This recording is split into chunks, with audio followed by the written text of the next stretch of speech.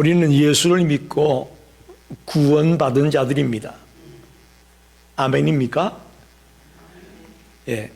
그래서 우리는 늘 오늘 죽어도 하나님 나라에 갈 수 있다라고 하는 구원의 확신과 구원의 감격을 갖고 살아가고 있습니다. 그런데 문제는 이 구원의 감격에만 너무 빠져 있다는 것입니다. 그래서 사도 바울은 에베소서의 말씀을 통해서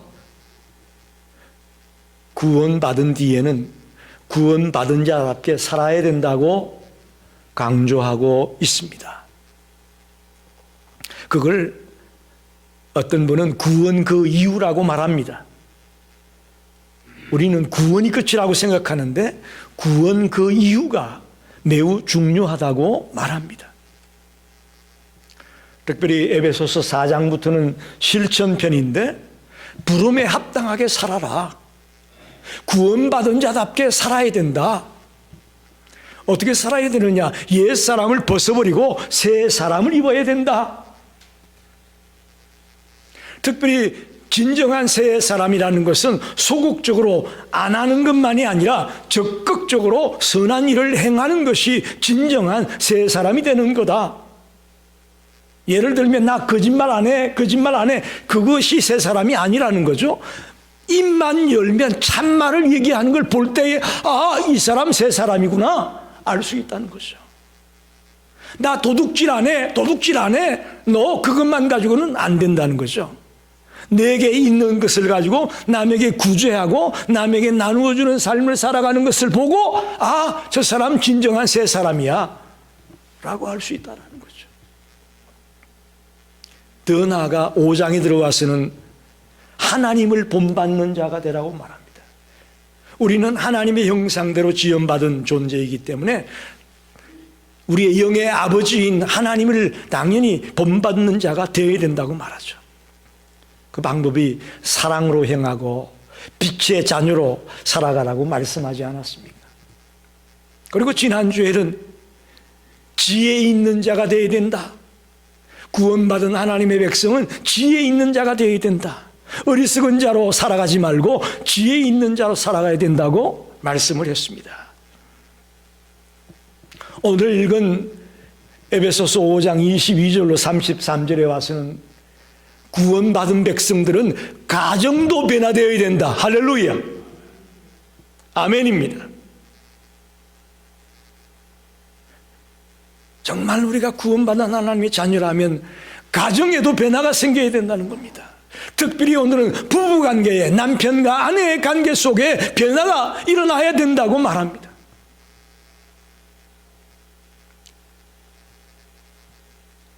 오늘 교회 안에 같이 신앙생활로 있는 많은 성도들 가정마다 정말 남편과 아내의 관계가 성경적이고 모든 사람이 부러워할 만한 그런 복된 가정을 꾸미게 되기를 축원합니다.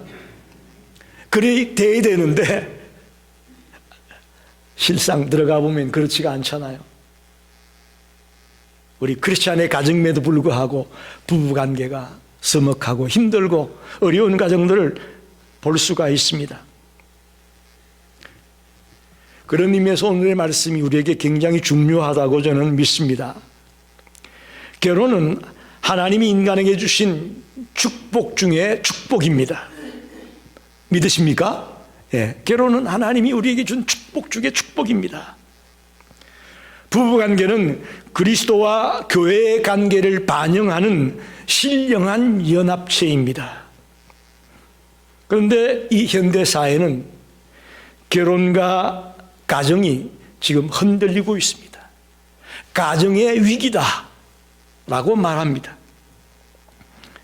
결혼이 단순히 사람의 감정이나 계약적인 관계로만 이해가 되다 보니까 이게 안 맞으면 가정이 파괴되고 가정이 깨지는 겁니다. 그래서 지금 이혼율이 급격히 높아지고 있지 않습니까? 그런데 여러분 분명히 아셔야 됩니다. 크리스찬 부부는 세상적인 관점에서 남편과 아내를 바라보지 말고 성경적인 관점에서 남편과 아내를 바라보게 되기를 바랍니다. 오늘 본문을 통해서 하나님이 원하는 우리 크리스찬의 부부 생활이 어떠해야 되는지를 같이 생각하면서 은혜 받고 또 우리의 가정에 변화가 일어나기를 간절히 원합니다. 먼저 아내의 역할입니다. 오늘 본문 22절 24절에는 이렇게 말하고 있습니다. 아내들이여 자기 남편에게 복종하기를 죽게 하듯 하라.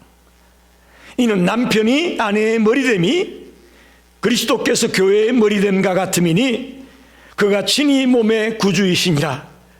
그러므로 교회가 그리스도에게 하듯 아내들도 범사에 그 남편에게 복종할지니라. 할렐루야. 아내의 역할은 한마디로 말하면 남편에게 복종하고 남편을 존경하라, 그렇게 말하고 있습니다. 여기 우리가 복종이라는 말을 들으니까 좀 살짝 기분이 나빠지죠. 근데 여기서 말하는 이 복종이라는 단어는 억압적인 의미가 아니라 하나님의 질서 안에서 조화를 이루는 순종을 뜻하는 것입니다. 창세기 2장에 보면 하나님이 가정을 창조하시는데 남자를 먼저 만들고 나중에 여자를 만들죠. 즉 아담을 먼저 만들어 놓고 나중에 하하를 만들지 않습니까? 이 창조의 질서예요. 창조의 질서에 있어서 남편이 먼저고 아내가 나중이었습니다. 그래서 머리됨이라는 표현을 쓰는 거예요. 남편이 아내의 머리 된다. 그리스도가 교회의 머리 된 것처럼 그런 표현을 쓰는 것이 창조의 질서 아래서 남편이 먼저고 아내가 나중이라는 표현을 씁니다. 그리고 남자를 잠재워 놓고 남자의 갈비뼈를 뼈서 남편을 돕기 위해서 여자를 만드셨다고 기록하고 있습니다. 남자에게서 남자를 위해서 지음을 받은 것이 여자입니다. 그래서 바울이 오늘 아내들이여 남편에게 복종하라, 이 말은 창조의 순서에 근거해서 남편이 머리 되기 때문에 그 남편에게 순종해야 된다라고 말하는 겁니다. 우리 옛날 한국에 남존여비 사상이 있었지 않습니까? 그런 의미에서 그냥 무조건 아내는 남편에게 복종해야 되고 굴복하듯이 그렇게 해야 된다는 그런 미닝이 절대 아니라는 것을 아셔야 됩니다. 성경은 남녀 평등을 주장합니다. 믿으십니까? 네, 남녀 평등을 주장합니다.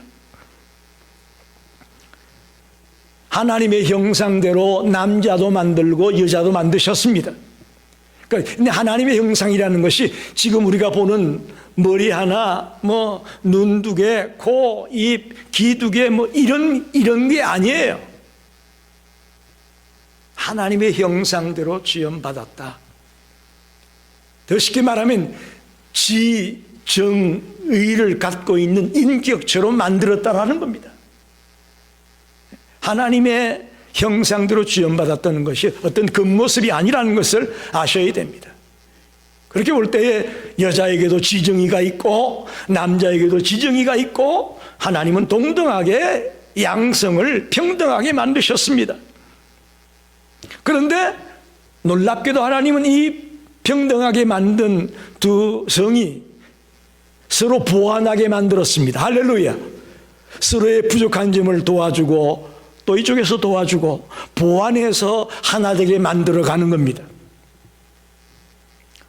독처하는 것이 보기 좋지 못해서 아담을 잠재워 놓고 하하를 만드셨던 것처럼 남편과 아내는 서로 보완하게 되어 있습니다. 즉 성경의 관점은 남성과 여성이 평등하되 보완성을 갖고 있다, 그렇게 말합니다. 남자는 남자로서 할 일이 있는 거고 여자는 여자로서 할 일이 있는 겁니다. 어떤 분이 그렇게 말씀하더군요.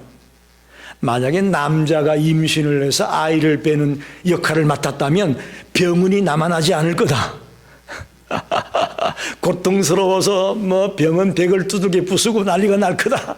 그런 표현을 하는 거 들었는데 어쩌는 얘기죠. 그러나 여기서 알 수 있는 건 남자는 남자로서의 역할이 있고 여자는 여자로서의 역할이 있음을 성경은 분명히 말합니다. 그런데 현대사회에 들어와서 여성의 독립성을 강조하고 또 자율성을 강조하게 되면서 가정에서 이 복종이라는 개념이 점점 흐려지고 있고 왜곡되고 있습니다. 그래서 여자가 복종한다는 것을 인정하지 못하는 그런 일들이 벌어지고 있습니다. 여러분 분명히 아셔야 됩니다. 어떤 남편이 권위주의적으로 힘을 가지고 여자를 통제하고 이래서 복종하는 그것이 아니라는 것을 아셔야 됩니다. 창조의 질서에 의해서 또 서로 보완하는 그런 차원에서, 즉 하나님은 질서의 하나님이기 때문에 가정에도 질서가 있어야 되거든요. 가정의 리더가 두 사람이 되다 보면 가정이 어디로 갈지 모르는 거예요.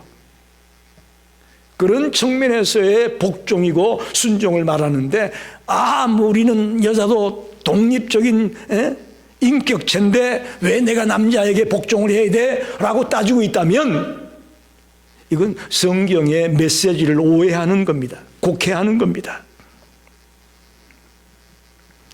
특별히 아내가 남편을 하나님께 하듯 순종하는 것은 가정을 하나로 묶는 아주 강한 유대를 만들어주는 것입니다.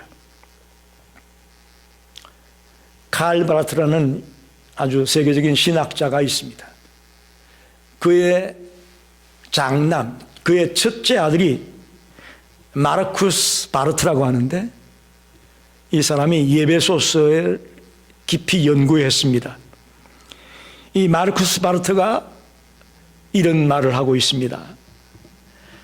아내에게 남편을 복종하고 존경하라고 교훈하는 바울의 말은 고양이나 강아지처럼 무조건 따르라는 말이 아니다. 교회와 그리스도의 관계에서 유추해 볼 수 있듯이 자발적이며 자연스럽고 기쁨과 감사가 넘치는 내조를 말하는 것이다. 할렐루야.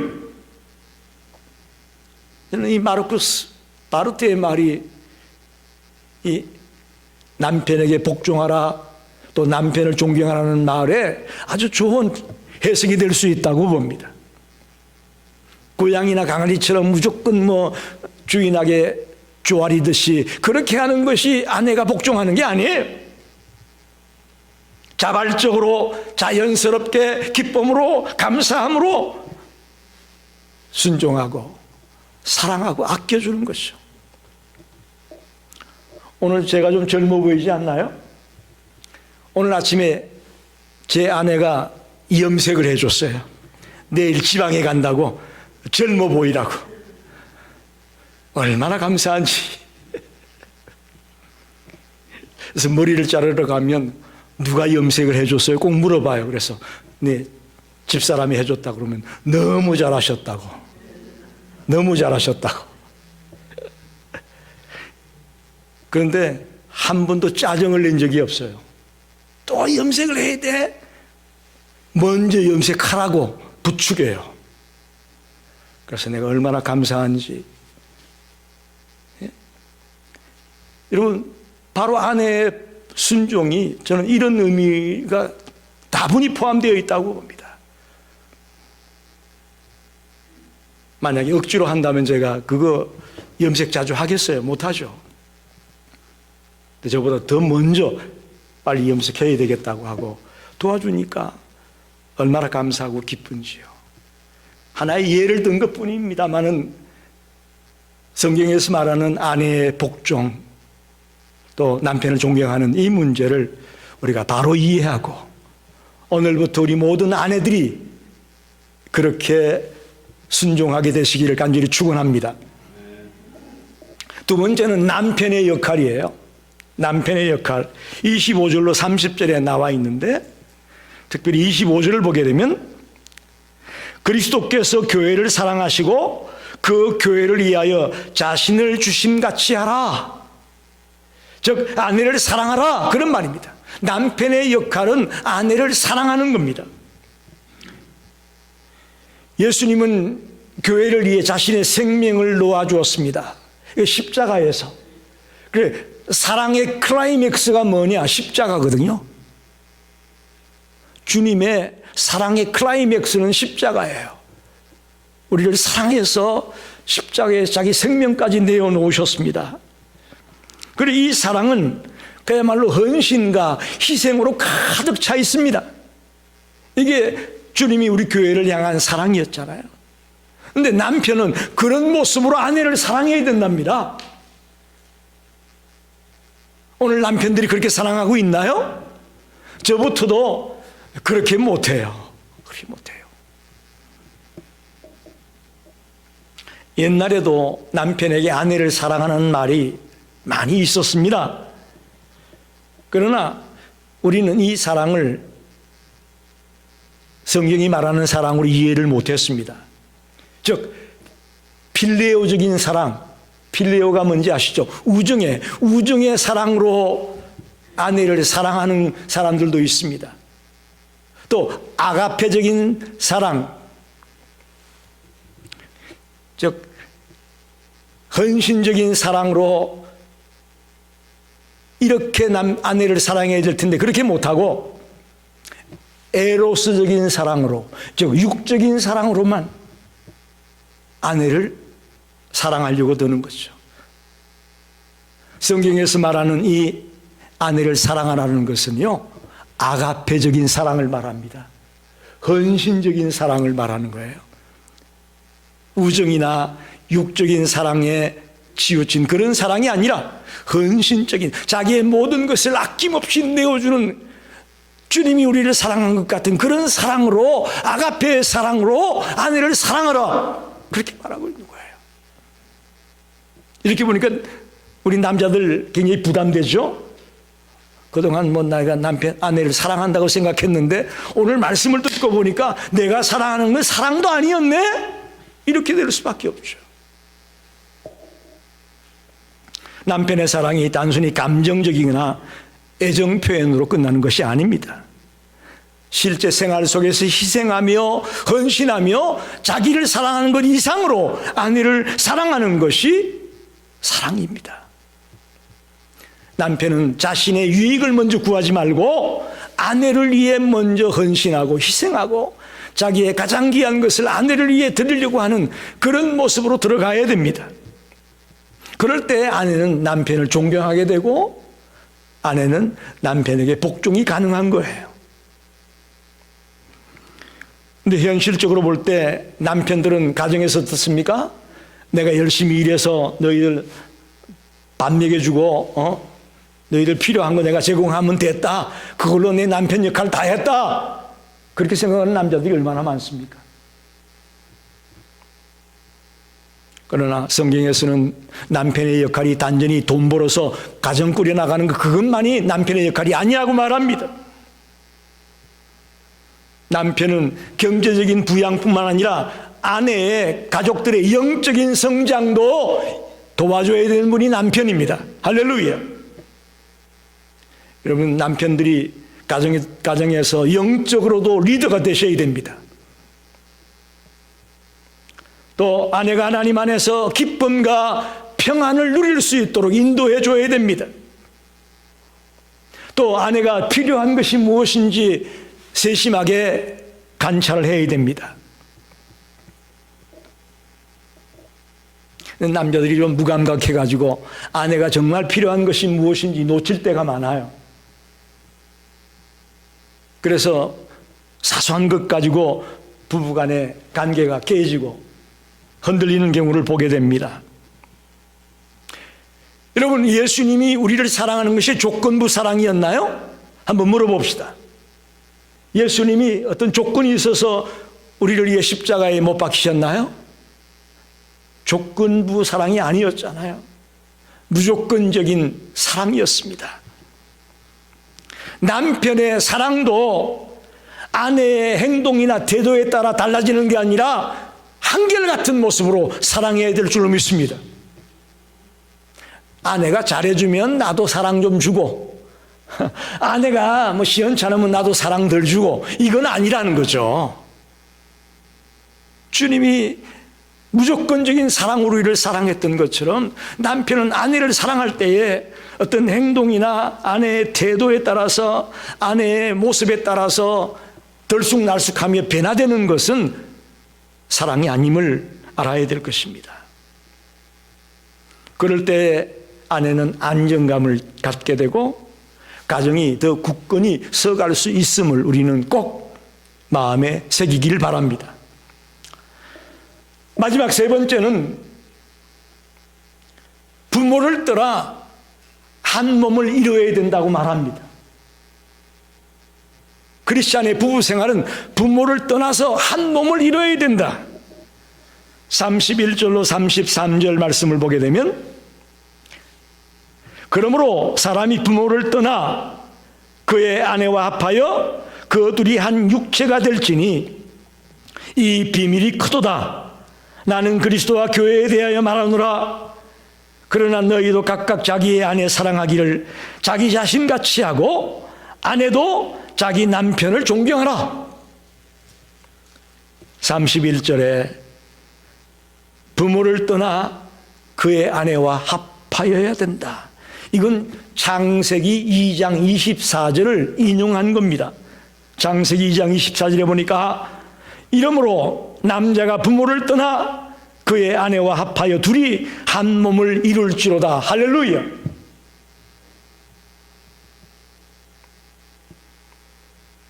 하나님의 창조 질서 안에서 이루어진 신성한 언약이 결혼이고 가정입니다.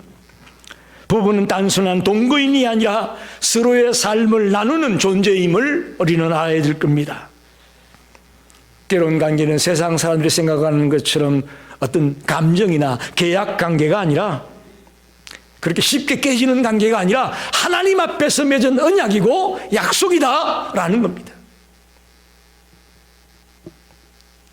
조은숙 씨라는 작가가 우리들의 거듭난 결혼 이야기라는 책을 썼습니다. 그 책 속에 이런 글이 있습니다. 우리는 무의식 중에 한 침대에 6명이 살고 있다. 남편과 아내와 남편의 마음속에 있는 남편의 부모, 또 아내의 마음속에 있는 아내의 부모, 6명이죠. 무의식 중에 한 침대 안에 남편과 아내만 있는 것이 아니라 남편의 부모, 아내의 부모 모두 6명이 같이 있다는 거예요. 그러면서 이것이 오늘날 이 땅의 많은 가정에서의 부부들의 연합을 깨어지게 하는 원인이다 라고 말했습니다. 굉장히 의미 있는 말입니다. 결혼은 부모를 떠나 아내와 연합하는 일입니다. 즉 결혼한 이상 부부관계는 남편과 아내 두 사람의 관계가 되어져야 하는 것이죠. 쉽게 말하면 결혼을 했음에도 불구하고 부모를 떠나지 못하고 여전히 부모의 희하에 놓여 있다면 그건 성경적인 가정을 이룰 수 없다라는 겁니다. 정말 여러분의 가정이 크리스찬의 부부로서 성경적인 남편과 아내의 삶을 살고 싶습니까? 그렇다면 가장 먼저는 부모를 떠나십시오. 또 부모는 자식을 이제 손을 놔야 됩니다. 결혼시킨 뒤에도 여전히 원격 조정한다고 그러죠. 결혼한 아들, 딸들을 원격 조정하는 부모가 많아요. 특히 한국의 드라마 보면 대단하지 않습니까? 결혼한 뒤에도 여전히 부모들이 원격 조정을 하고 있어. 그러니 아이들이 이혼하고 아이들이 깨지고 싸우고 지지고 볶고하죠. 결혼시킨 뒤에 좀 내 마음에 안 들고 답답하고 그러면요, 하나님 앞에 와서 기도하세요. 할렐루야. 그것밖에 방법이 없어요. 그렇게 내가 고생고생해서 길러서 시집장가 보냈더니 이것들이 말도 안 듣네. 그러지 말고 주님 앞에 나와서 하나님 도와주세요 라고 섭섭한 게 있으면 주님 앞에 와서 하세요. 아이들에게 하지 말고. 결혼했으니 떠나 보내야 된다는 거죠. 부모를 떠나 한 몸을 이루는 것이 가정입니다. 그런데 우리는 부모를 아직 떠나지 않는 남편과 아내가 있고, 또 아이들을 시집장가 보내놓고도 여전히 놓지 못하고 원격 조정을 하려고 하는 부모가 있고, 이 다 문제예요. 특별히 부부가 한 몸을 이룬다는 것은 육체적인 결합만을 의미하는 것이 아닙니다. 영적인 연합도 이루어져야 됩니다. 부부가 신앙이 맞지 않는다면 참 어렵습니다. 그래서 이왕이면 같은 신앙을 가진 사람끼리 결혼하게 하는 것이 다 이유가 있는 거예요. 어떤 분은 가끔 보면 전도하려고 일부러 안 믿는 사람에게 내 시집을 갖다, 안 믿는 사람에게 장가를 갖다 하는데, 너 그거 아주 힘들어요. 물론 하나님의 은혜로 그렇게 될 수 있습니다만은 반대도 많아요. 그랬다가 깨지는 가정도 많이 보게 됩니다. 여러분, 영적인 연합, 부부란 각각 다른 목표를 바라보는 게 아니라 한 목표를 바라보는 것이 부부라고 말하지 않습니까? 그게 부부의 연합을 이루는 거예요. 영적인 연합을 이루려면 부부가 한 곳을 바라봐야 되는 것이죠. 특별히 남편과 아내는 다릅니다. 그렇죠? 남남이 만난 거 아니에요? 서로의 차이점을 인정해야 됩니다. 또 양보할 것은 양보하고 이해할 것은 이해하는 거죠. 그러면서 부부가 한 몸을 이루고 한 뜻을 이루는 거예요. 우리 시카고 열린교회 모든 성도들 가정이, 부부들이 부모를 떠나 진정으로 연합을 이루고 진정으로 한 몸을 이루게 되시기를 간절히 축원합니다. 말씀을 정리합니다. 우리는 구원받은 크리스찬이 되었습니다. 하나님의 자녀가 되었습니다. 그럼 우리의 가정도 변해야 됩니다. 특별히 부부관계가, 남편과 아내의 관계가 변해야 됩니다. 부부생활의 비결을 세상적인 관점으로 찾으려고 하지 마십시오. 성경적인 관점으로, 가정을 만들어주신 하나님의 관점에서 우리의 가정을 보게 되기를 바랍니다. 가정을 만든 분은 하나님이세요. 가장 잘 아는 분이 하나님이라고요. 그분의 가르침 속에서 가정의 문제를 해결할 수 있고, 또 가정이 행복하고 기쁨을 누리는 가정으로 거듭날 수 있다고 봅니다.